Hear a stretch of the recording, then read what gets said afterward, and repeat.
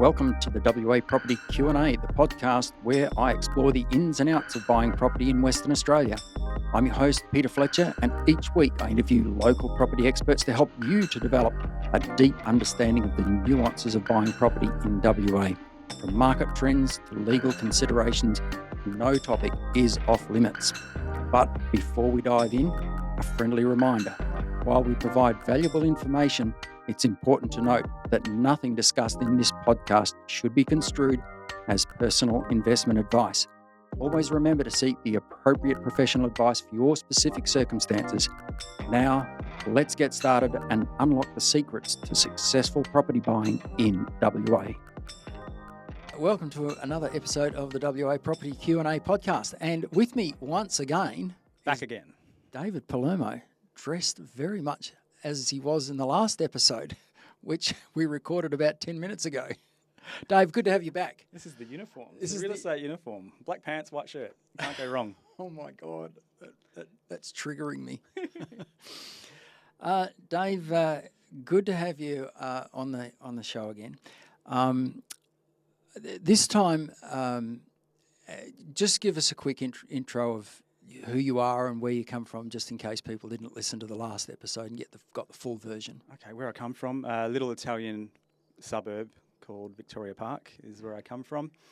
Born and bred in the area. Did you have the the lions and the white balls and the brick of pavers and the... Surprisingly, no lions involved. Wow. Yeah, I really feel... Are you even Italian? Well, I sometimes wonder about that because I really feel that these Belcata Italians have got one over us with these white lions and the gargoyles on the room. So, yeah, I'm not quite sure where that's come from, but no lions involved. So, local real estate developer, what else? Yeah, look, been involved in property for all my life. You know, we joke about the Italian sort of culture of property, but yeah, Dad was in the building industry. He was a carpenter. I've sort of grown up in that space of falling in love with property and homes and doing stuff, and have my own property services business, which we won't talk about today, but sort of, you know, loved that industry and sort of did a lot of developing with my family, my brother and my dad, and by developing, I mean, you know, 3-unit sites and doing renovations and stuff like that. So really fell in love with that aspect of it, which I think comes in handy today. So that's what I grew up with. But also, you know, got talked out of getting into the building industry from a very young age, and, you know, go to uni and go do this, and went into teaching, and got a teaching degree, which, you know, met my wife at uni, and the rest is history, that sort of stuff. And really still feel now in my roles that I do that education degree, which sits in the background, is still very important in what I do and how I sort of, you know, train and mentor some of my team, but also remembering that when we meet first home buyers and sellers, they're doing this for the first time. So there's a little bit of that education element of you know, helping them out with that process as well. Did you ever actually become a teacher?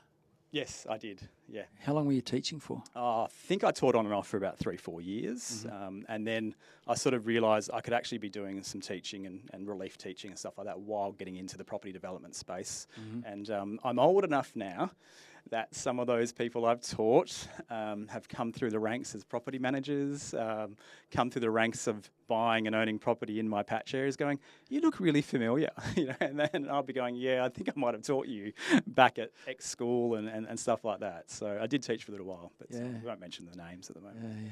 Yeah. You look really familiar. Yeah, so do you. Yeah. I'm actually surprised that you got this far in life. Yeah.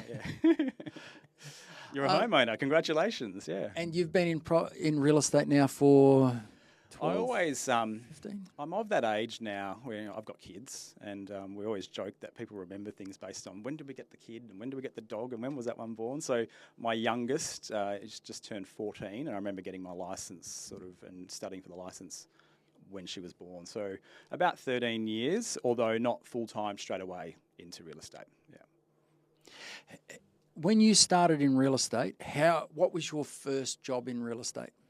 I jumped straight into begging and pleading someone to give me a job, and that was someone that I had done some property development work with. So, you know, the team at Professionals in East Vic Park. Yeah. Sort of took me on back then. And Had you all made past the sauce together? Like no, we hadn't made past the sauce out crushing up grape tomatoes and stuff. No sort of crossover in the Italian community. No, definitely not. Although there was someone working there that we knew through family, so that probably got us an in there. But that was sort of what it was like back then, I guess. For any salesperson, was you'd have to convince someone to give you a job, and I guess they're all commission only jobs back then. There was so you started as commission only. Yeah, started as commission only. So which would be, I guess, no different to your journey, I guess, maybe. I was commission only, yeah, always. Yeah. So that whole mentality of, my upbringing of, the family running their own business and stuff like that was pretty much the same in real estate. You're an employee, but the reality is you're running your own business. You're running your own brand. You have to be committed to your own success. And that's what the commission-only sort of structure taught me when I first started. It was very much a business within a business, wasn't it? Oh, definitely. I think it still has to be. I really believe you have to have that mindset that, yes, you might work for a brand or a franchise, but you're really doing your own thing. You have to put in the effort to making your business work, and your business is you. You are the service that you're providing. Mm-hmm. How would a 2024 version of D Palermo get into real estate? What would be your trajectory now?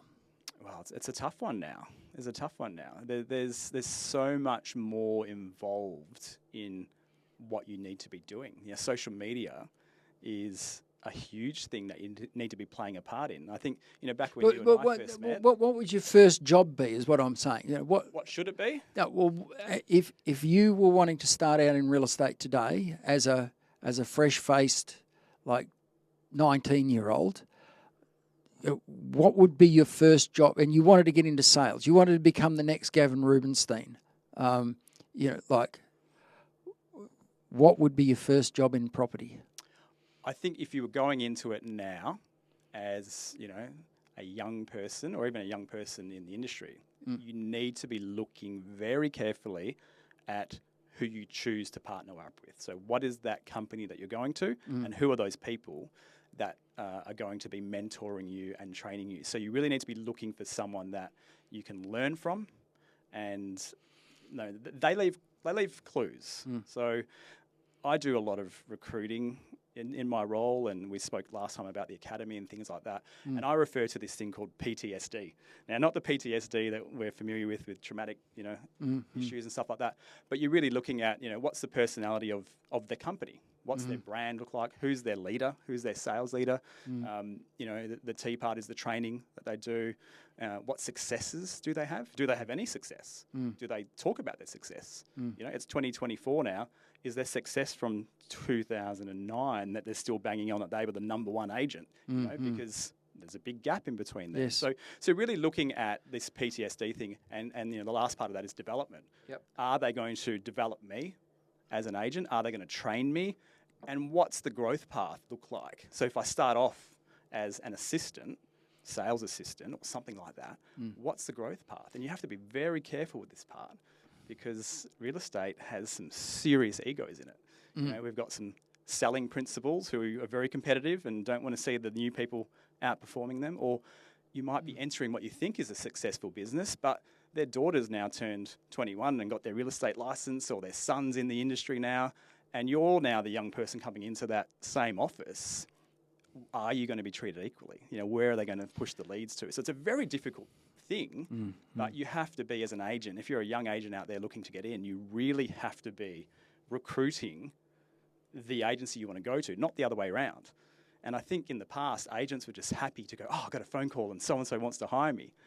And they were happy with that, and they would shuffle off and move off to that agency. So I think if you're looking for somewhere to go, you really have to do the research on where you land. So to come back to that question, what is the first job that people get in real estate? Is it, back when I was coming through the system, and yourself, your first job was a sales rep. Yep. Had different names, but that's what you were, sales rep. Correct. What are they doing now? Does anyone come straight into the business and become a sales rep right from the start, or do they come in as a sales assistant or buyer manager? What are the? A lot of people try to come in straight off the bat and try and get into the industry, and it's such a hard thing to do. You look at Perth as a suburb, for example. There's so many different communities in different suburbs that make it difficult to be known. I talk a lot about new recruits and reminding them that no one knows who you are.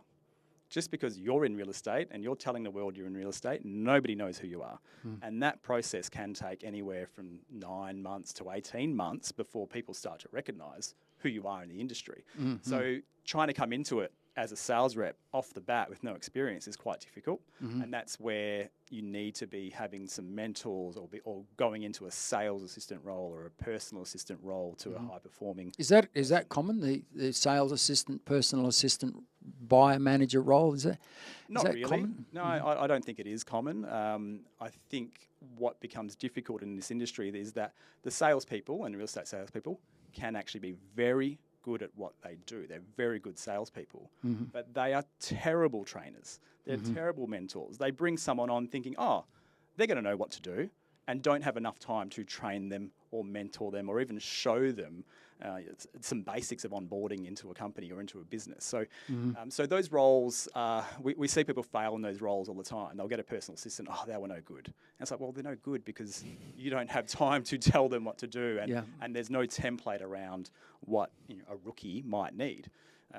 We talked last episode about the academy program that we ran at the agency, started about 4 years ago with different intakes, and we had to build a model around what do they need to know, how can they be of use to other agents, and how can they find their own footing in the industry, and give them as many tools as possible to do that. So it's a difficult one, but if you can find a real estate agent that is willing to take you on and learn from, that's the key thing to succeed, is having that experience. I know a good mate of mine owns an office south of the River Office, has been relatively successful for quite some time, and has an office that is, his model has always been 6 sales reps, 300 managements. I think that it's a model that is outdated and broken. Outdated? Yeah, and I think that what he's become, and he's one of those really good mentors, and it's all going down to the benefit of the agency, where gets them up to speed, and because his commission model is, that traditional sort of around the 60-40 split, once they get up and about, they're going, see you later. Yeah, it becomes the step ladder into another position. Yeah. And that's difficult, and I think that's where, in this industry, I believe you have to be self-aware. So as a business leader that he might be, he has to be looking at why are they not staying on? Where's the growth for them? Is it just commission? Do we need to change the structure around the more they bring in, the more they get? Or is it that other part? Is it the development and the growth? Do they want to be business owners and buy into that business, succession plans and stuff like that. So and we see that in reverse. So in your example, your friend is possibly doing a great job trying to mentor and bring them up to speed. But we also see agents come into this industry and they go to someone that just takes them because they're the ones spending the most money on Seek ads, and they're advertising. We have roles, and they end up in these positions at companies that just throw it at the wall. They go, okay, if we recruit enough reps, we'll eventually find a good one, but they don't provide any training, any support, any mentorship at all. They just go, here you go, here's a hot desk for you to work from, go out and get listings. There's nothing. And then unfortunately those people don't know any better, and they sit around at that agency for 6 to 12 months, and they might get the opportunity to do one home open. That does nothing to build your skills.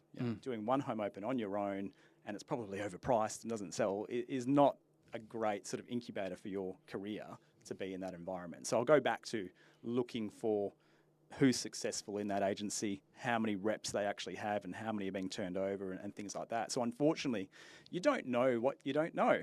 As a rookie, you don't know who to look for and which is a good agency and what's a bad agency. And quite often, rookies will lean towards a franchise because the franchise has a brand and some systems and has supposedly has systems. But the downside to franchises is that sometimes those business owners just bolt themselves onto a franchise to have that branding and have that sort of perception for real estate clients, not for the rookies, but they end up picking up people and not really being able to do much with them. Where are people exiting the industry now? Where are they exiting? I think where and why? I think as rookies they're exiting pretty quickly. There's a lot of failure in this industry. If you're not getting sort of paid correctly, and go on. If they're not getting paid correctly, they can't last in the industry. So sometimes people are leaving after 12 months. We're also seeing now the exit of people just not being able to get listings and not being able to make a living wage out of the industry, and they're exiting. I don't know the exact numbers, but we do know agent numbers are becoming less and less every month. So in terms of unplanned exits, it's probably a financial one. But in terms of some sort of succession plan and exiting as a business owner, I guess people want to try and build rent rolls and sell them and things like that potentially. Yeah. Do you guys have to pay an award wage? Do you have to pay a salary to these guys? These of course newbies? You do. Yeah. And I say of course you do because there are a lot of people that aren't paying it and aren't getting paid. But I think it was 2020, there was a massive change to, I'll say the real estate industry, but it was the sales industry. So anyone that was commission only, car sales people, real estate people, where for some reason someone sitting much higher up than us decided that it's best to have this minimum income paid. And I think it's around about $58,000. But that changed the dynamic of real estate agencies, I won't say overnight, but that changed the method of, you're a young person that wants to get in industry, come and join us and we'll see if it works for you as a commission only, no commitment. Whereas now as a small business owner, if you've got an office with 6 people and you want to bring on a new rookie, you're looking at $60,000 that you have to commit. So would you as a business owner commit that money and then not provide the training and support and the time to develop them? So yeah, you should be paying, and you must be paying if you've got a registered company as your entity, the minimum income to rookies or to people that are new to the industry. Back in my day, and probably in yours, came through the front door, and there was some training and development done. No question about that. But by and large, we were on our own. It was just like you were out on your own. Has that changed with the advent of the minimum wage? Is there more direction given by principals? And well, if I'm going to pay you, therefore you have to turn up at 8:30 and don't leave before 5:30 and those sorts of things. And here's a list of people to call. I think it's changed for most of them, and I would say most of the business owners are doing the right thing. Most of. A little bit like society, most of the people do the right thing. And I think they've taken this, rather than the spray and pray approach of let's hire 6 of them and see which work out, you have to be a lot more strategic with your recruiting because you do have to put the financial resources into it as well as the time. So I think, people are paying and are trying to develop new people. But again, I'll go back to my comment about not everyone is a great trainer. Not everyone has the time to put into new people. And it is a skill that you need to have, and you need to have some resources to do that. But I think, the shadowing and the mentoring that is something that needs to happen for new people to learn what to do. And like you said, here's a list of numbers, go call them, what did they say? Who's going to tell them what to say? Where's some templates? What can they learn from you as their boss? You need to be taking on these people with a responsibility that you're going to develop them and train them. And so you've got a small team. I think there was it 6 or 7 yesterday? Yesterday we wandering had around. 6 to 8 that sort of float in and out of the office. Yeah, definitely. How long will they be with you in that sort of mentoring role? And I saw Charlie Bello there, and he's been around for quite a while, and I would have thought that he's probably doesn't need all that much mentoring, but there he was. How long do these guys hang around in that academy? And that's what you're calling it. Yeah, the academy was the original program that we've had. We've had sort of 2 iterations of that. They're all sort of at the end of that academy process, they're a real agent now. They've gone out and they've got their agent wings and off they go. So I think the role now, and Charlie's probably not an example of that. He's a fully fledged agent and does very well for himself. But again, not much has changed. Just because you're experienced doesn't mean you know everything. So I think we really relish the opportunity to be part of a team in what is you're a solo entrepreneur really at the end of the day, but we can all help each other out. So a lot of the team that you've met have been in it now for 2 years. So they're coming through that apprenticeship stage, I guess.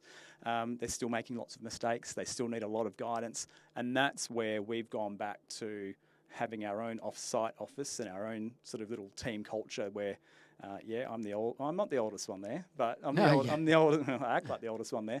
But my philosophy is to try and keep helping them and training them and supporting them in what they're doing. But now they're doing it in real time.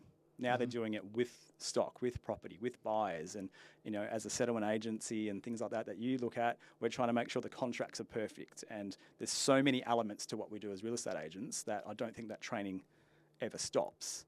And thank God for that, because some of the questions yesterday were, or statements were, there's, and I think this is just generally across the industry. There's a lot of upskilling required to get people to a point where you could say, well, you could leave them in a corner with a buyer or a seller, and they'll be taken care of perfectly. I think your question before of, when do people exit the industry? I think if you're an agent and you think you pretty much know everything and you can't learn anymore, that's probably your time to exit. Because when you think you've known everything about this industry, there's something changing that you're not aware of, and that should be your exit. So there were a lot of questions yesterday, and the fact that someone might be having a difficulty with a certain part of a transaction, in a group of 10 people, there's probably 9 others that have experienced that, but never actually had the guts to tell, I'm not their boss. And I think that this is what makes our environment as real estate agents really interesting. We don't have anything to sell. We're not car dealers and car salespeople that can walk out to the showroom and go, there's my stock. We are this quasi mix of we're service providers, but we're selling homes, which we don't own, but we're selling them and we're providing a service. So it becomes really difficult to continue developing our reps in a unique sales environment. It's tell me any other business that is like that has a sales team that doesn't have anything to sell and you have to go out and find it. What's the biggest challenge for new people at the moment? Biggest challenge for new people will always be getting homes to sell, but that's the end goal. So the biggest challenge is actually finding people to talk to and helping them. And, we've had a lot of people come through the industry that have come from quite physical jobs. They might be bricklayers or labourers that, don't want to do that role anymore. And, these are people that are physically strong and can handle some extreme circumstances. But you ask them to pick up the phone and make a phone call, it's physically impossible for them to do that. So the biggest challenge is for people, for young agents, is to find people to talk to, find people that want to listen to them about real estate. So in that conversation yesterday, it reminded me of many of the conversations that I had with new salespeople back in the day, and there was this. I remember one guy, like we had our telephone canvassing nights on, I think it was Monday and Wednesday, or Monday, Tuesday and Wednesday, or something like that. But you had to be in the office because those telephones had cords. Yes, 100%. Yeah, they actually had cords. Yes, and this guy was always making excuses as to, well, he had a sick dog, he had to go home and take care of his kid that he didn't have. He was doing an appraisal. It was just any number of excuses as to why he couldn't telephone canvass. And the fact was that he was just shit scared of cold calling. And a lot of new sales reps, they are even more frightened of door knocking. They'll say, well, it's a waste of time, but actually they say it's a waste of time because they're just frightened of somebody actually answering the door. And you look at who is in the industry now as young people. Let's focus on the young people in the industry.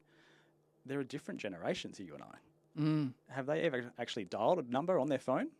Or has it just been a Snapchat message or a text message and something like that? So they need to accept that while their communication with their friends and their family can be via texting and things like that, at some point in their career, they need to actually have a conversation. And your version of a conversation, my version of a conversation, is talk to people. But is that where the industry is going? Will it be that there'll be deals done the way they're communicating now? You know, like it'll be all just done via snaps and Possibly. and DMs and, you know, like just these, you know, just sitting there doing these ones are the, you know, like. Oh, potentially it will be, but I think if you look at where it's aged up, so the people that own the properties are potentially a couple of generations older than the sales rep. So the communication skill that's needed is to be an actual phone call or is to be an actual face-to-face door knock type of conversation. So they have to be adaptable to do both. You can't rely on just technological skills and, hey, I'm great on Facebook, Instagram, Snapchat. You have to be able to adapt and actually pick up the phone and make that phone call, because there's some things that just can't be done via email and via text.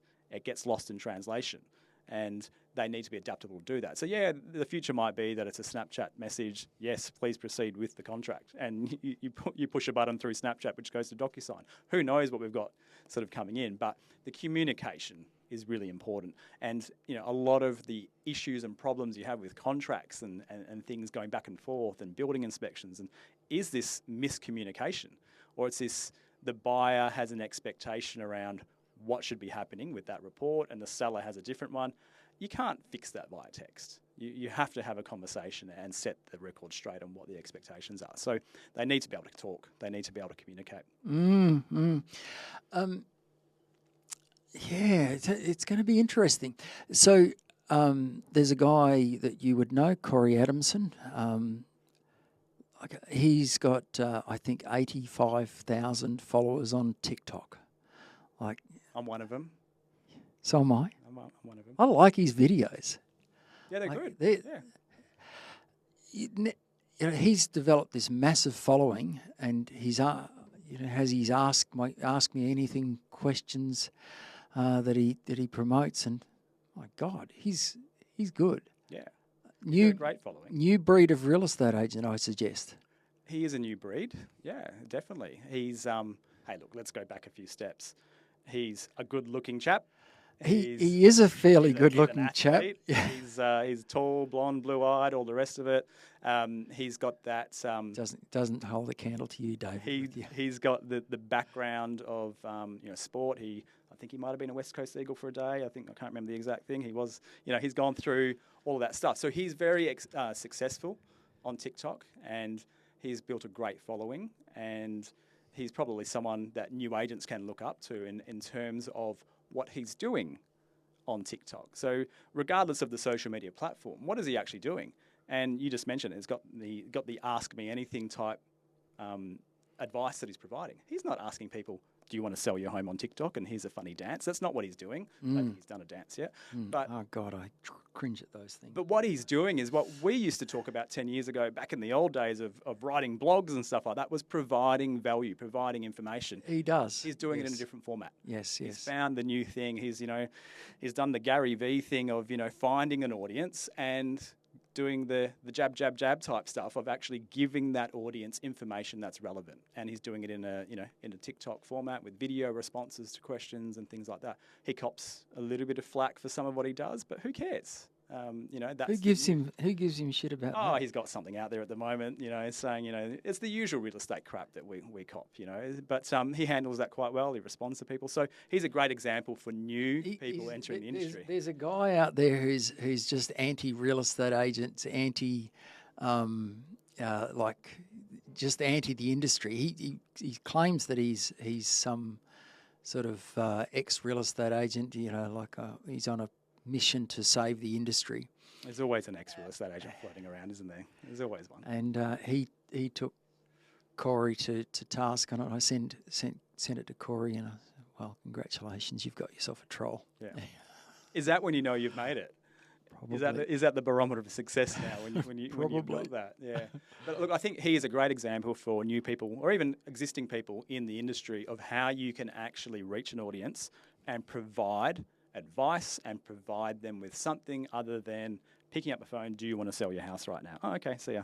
Hang up. Like I think those days are gone. You have to be providing value to clients you haven't met yet, and providing value to people that might not ever do business with you until 10 years. And that's a hard thing. You're a rookie and they've told you, oh, I'm not selling for another 8 years. And you're like, okay, I'll call you back in 8 years' time. How do you survive in that sort of industry? And social media is really important in this game. I think it's a little bit harder now because there's so many platforms. I think when I started, we were probably the first to jump on Facebook in our little area, and we sort of figured out Facebook and pages and trying to build local communities, and and that sort of that's changed. Landscape's changed a little bit in that sort of area, but Facebook's aged up, and what I mean by that is 10 years ago, whenever it was brought out, the average age was a lot lower, whereas now it's probably my seller demographic is probably on Facebook. Yes. They are probably that 40 plus age group that live in the area, whereas my TikTok sort of stuff in my area might not be the age group for my sellers. It might not really be there. So it's important to embrace the technology, but you have to do it in an authentic way. You can't just stand in front of Facebook and do the same boring crap of, here's my house, let's have a look. It has a bedroom, it has a toilet. Like, you have to come up with sort of some different ways of presenting your content and making it, not appear boring, I guess. So what are you saying to your young recruits around social media? What's your playbook, and what's the playbook that you're telling them to run with? This might be something you're not aware of, but they are shit scared of it. Yes. They are. So I think, the social media aspect. Putting themselves in front of a camera. Hell yeah. So I think the social media aspects have changed over the years, where people sort of, with Facebook, it's open. Everyone gets to see everything. Snapchat comes along and it closes. It's all private messaging. And then our Instagram comes back into vogue and people are involved in it. The generations that I'm seeing, and if you talk about real estate, we've got a couple that are under the age of 20 who are sort of in those assistant roles, but the majority of them are between 20 and 30. Trying to get them to do anything in front of a camera is not happening. Yeah. They are so scared of putting themselves out there, and maybe it's because of the ridicule and the trolling and stuff like that. And it's taking a lot of effort to get them to put out content. So these are people that you would think that would natively go, oh, we know how to use this. We know how to do this. You know how to use it as a user. They don't know how to use it as a content creator and to talk to audiences and have that ability to give out info. You're very good on camera. Like, you've got this, like, you spent some time in the media, didn't you? No. You didn't?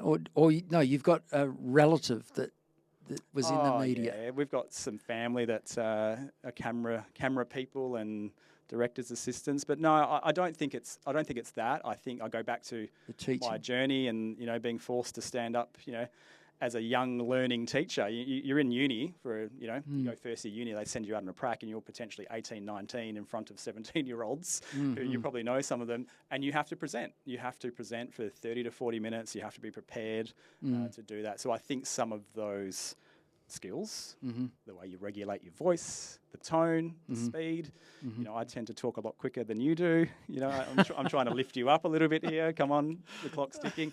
I think it comes from that. I don't think there's no media training that's going on. But I guess for me, being in front of a camera or whatever it might be, is that, I was pretty shit scared of it when I started doing these Gary V inspired David P show. Let me talk to you about stuff. And we weren't doing it on a phone. I think I had a handy cam that we were doing it and somehow uploading it to YouTube. But the hardest video to do was that first one. Yeah. It's the hardest step to take when you go for a run. I'm not a runner. Is that first one. And we talk about these sporting analogies and stuff all the time. You just have to do it. Yeah. Just do it. Get it out there. It's going to be crap for the first couple. Your first blog post will be terrible. Your first video is going to be terrible. You just have to keep doing it. So I was, before I started this podcast, I was doing some videos, and I'd had this set up in the office, and it was quite elaborate. It was, studio quality, close. Anyway, I found them incredibly hard. Yeah. Just to stare down the camera, this unblinking, unresponsive camera, and talk. And I got like, I can talk, but I found it really difficult. And then I come across this where I can record stuff where I'm not even aware that it's being recorded. And I just wonder whether that's a possibility for your guys, where you sort of take the focus off them and just sort of have it almost like fly on the wall kind of content. We've just come back from some filming today. Before we doing this podcast, we were filming, and it took a lot of them, quite a few takes to get potentially what is 5 to 10 seconds worth of them talking. So it's an experience thing. I think the question and answer format that we've got going on here is a lot better than trying to memorize something. I think when you try and memorize a script, it's impossible, Dave. Very unnatural. But again, it's an experience thing. I was impressed today with some of the people doing what they were doing, because I know they were stepping out of their comfort zone, and they were in their safe space today. They were in our office with our video team and doing all that stuff, and people were asking them questions. But again, it's just that experience of just giving it a go. And just trying it and seeing what works. Unfortunately, like you were saying, if you're doing something in video format and you're talking to a camera, you're on your own, you don't get that feedback coming back to you. I talk about being self-aware and stuff like that. How do you know it's a good video? Because you're potentially not putting it out for another week. You don't get any likes on it. It sits on YouTube. You do 5 podcasts and you go, nah, this doesn't work. But the reality is, the reward isn't there straight away. The reward could be 12 to 18 months later, that someone responds to something through a Google search and they find you and you've answered their questions. So you've just got to put it out there. So I was on that subject of sort of delayed, rewards, shall we say. I was talking to a business associate on Wednesday, and I catch up with him regularly. And he said, "Oh, Pete, I watched your podcast where you interviewed Joel Stark. And Joel's the wills and estate lawyer." And he said, it was fascinating what you guys were talking about. And I hadn't actually thought about my will, because it was all about, I'm in my second marriage and I've got kids. And, I hadn't actually thought about that. And so thanks very much. And it's been conversations like that where I'm really, really happy that I've started this podcast, because it's like it took months, and then suddenly you've got people just saying stuff that you've helped them with just out of the blue, and you think, wow, this is good. It's working and it's valuable to people. So, that stuff around, getting those kids out of their comfort zone and maybe finding a way around their comfort, around, like turning it into a non-threatening creation experience. I don't know how you'd say that. Yeah, and I think in your example there, you've provided some value to someone without you saying, I want to help you in real estate. Can I sell something for you? Can I settle? Like you're not being salesy. You are actually providing help and advice. And I think that's the change. Well, I hope that's the change in real estate agents. Yeah. I think the good ones that are around now are not I don't want to say it. I'm going to say it. Not the old stereotype of the used car salesman. They're not the desperation. I think you have to be putting out content. If you're not visibly putting out content, I know plenty of agents who are at community events. They're helping out. They're volunteering in their community. You have to sort of be that person to give. You have to give first without the expectation that it's going to come back. And that giving can look very different in different suburbs and for different agents. So it might be providing advice on something in the community. If we look at the Vic Park example, for instance, as real estate agents, we're generally at the cutting edge of meeting a lot of people and knowing what's happening in the community before the general public know about it. You look at the current train line situation that's going on through the Armidale train line, where they've shut the train lines down. They've been talking about that for a long, long time. But most of the community didn't know about it. So most of the community found out about it from real estate pages that we might have run years and years ago, and putting that out there. And now I think, the councils and these sort of places have picked up on, hang on a minute, why are the agents the ones that are getting all this info out? It should be our job to control the narrative of what information's going out and stuff like that. But it gives an opportunity for an agent to be the little mini news reporter for their area. Yeah. And I say area as in a community, as in a location, but that area could be your community. Yeah. And their community is no longer necessarily a geographic patch. It's it might be a community that spans like the length and breadth of Perth, but they all share a common thread, a common theme. It could be a cultural community. It could be, I talk about this a lot again with our team, that some of them are living here, born in India, speak the variety of different languages that are spoken in India. I'm not going to rattle them off, but they are so scared of putting out content. And I'm saying to them, put out the same boring content I'm putting out, but do it in your native language, because I don't know what you're talking about, but your community does know. And how would you be as an immigrant in this country going, I want to get into real estate, but I don't know what to do. They all speak English. I'm not quite as strong in English reading a contracts and things like that. And all of a sudden, you have someone speaking your language helping you. 100%. Would you not use them? Yeah. And I know for a fact they do. Yeah. So we have a Nepalese lady working for us. Yep. And Indira is one of our biggest sources of business. And I did not expect it when she joined. I thought, she's going to be a lovely person, and she's at the moment. Right. Yeah. And she's a business development machine. And they're all people from the Nepalese community, want to talk to somebody who speaks fluent Nepali, and they love her. And, where we're shooting today, we're very close to Curtin University, which means our area does have a high Asian population in here, which is a great thing. And I say Asian because it sort of goes across a lot of different countries. Sure. If you've got a real estate agency or a settlement agency or anyone that can speak anything other than English, that is a bonus. You should be leaning into that and using that as much as you can. And quite often, I've got people sending me messages through Google Translate about properties, and some things get lost in translation, but trust me, everyone understands what 900,000 looks like in writing, and they understand those key parts. And we're using Google Translate to go back and forth, and that if you can help them by pointing them to someone that can speak the language, that person is going to be their Sherpa. Is Sherpa a Nepalese thing? I'm not quite sure. I think so. Yeah, I've got that right. They can be their Sherpa through that real estate transaction, and we need to just accept, okay, I think they're Tibetan. We're going to facilitate part of it, but we need to get the people that help them with their language to do that. So there's always ways that you can give to your community, whether it's physical, whether it's cultural, whether it's, you might be the expert in helping people through divorces in real estate because, hey, you might have just gone through that yourself. Life changes can be really, really important.